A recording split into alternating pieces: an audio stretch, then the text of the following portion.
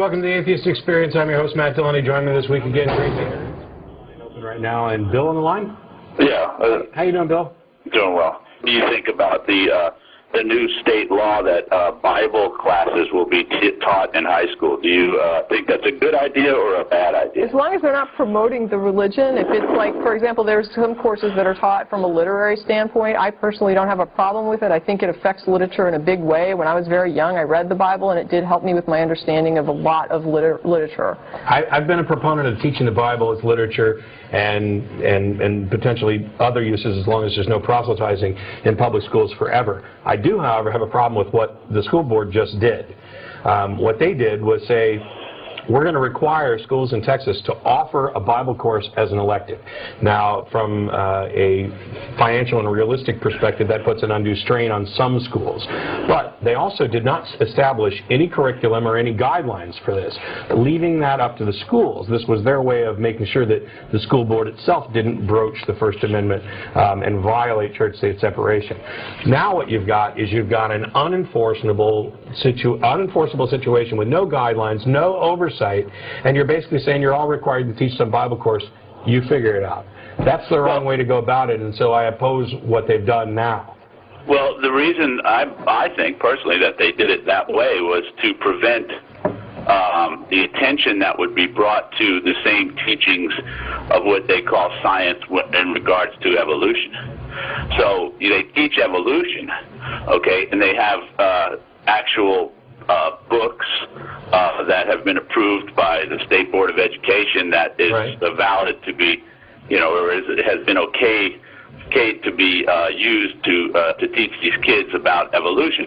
So if they do that with the Bible classes, then you will have more attention brought to those books and say, well, this may not be true, that may not be true. But that's what has to happen. But it doesn't happen with evolution. People just kind of blow it off and say, well, I think the kids were told that's kind of a theory, so they're kind of safe from that. No. The board, no. And saying sure doesn't counter this. Textbooks have to be approved by the state curriculum. We're one of the adoption states where the state determines what textbooks are used in every school. They're making an exception from that. The evolution standards are in there. And by the way, they're going to be up for review in the fall. And Don McElroy and his cronies of young earth creationism on the State Board of Education, watch out for them, because they may be about ready to screw over the education of students in Texas. And we'll be taking a look at that as we get closer to the fall. But the science standards are there. This new thing says... So science standards have changed within the 20 years that you guys have been in high school. You know why? Myself. You know why? Because our understanding continues to increase. You're kidding me. That's not why. The reason it is changed is because if they continued to teach what they thought 20 years ago, they would look like total fools. Well, that's what I just said. Our understanding has changed. But science doesn't change. Like 20 years ago, the tire was still a tire. It was made out of rubber, and it was still a tire. You knew what a tire was. No, you're talking about the factual case. What about Newtonian physics and circular orbits? And yes, the models change. They change. That's the fundamental fact of science. How many planets are there now? Yeah. Hello. And by the way, we need to ask that question quickly, because Pluto, along with a couple others, may become planets again, and we would have gone from 8 to 9 to 8 to possibly 11. My point exactly. Don't put too much faith in that science I'm not putting in high school. You know what I'm saying? I'm not putting... Who's putting faith? I'm not putting faith in it. You are...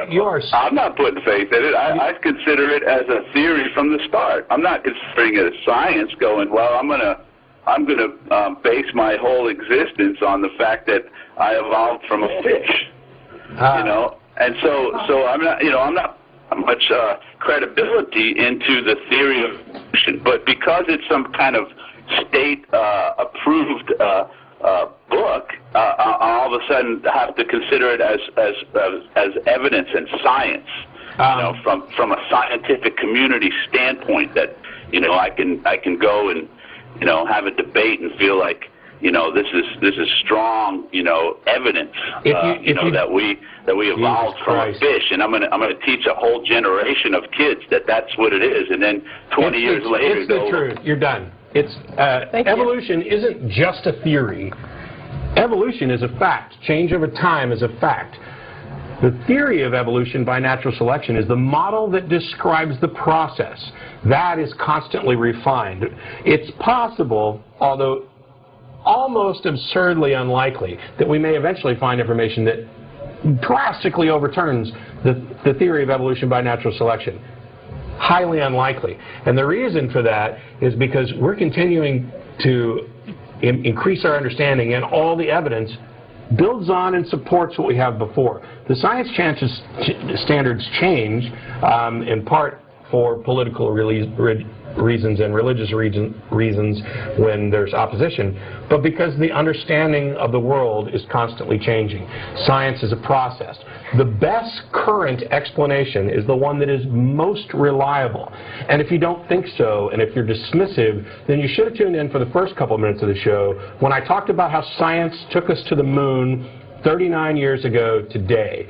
Your absurdly dismissive tone with regard to science, as if, oh, there's no reason to teach this as fact, is insane.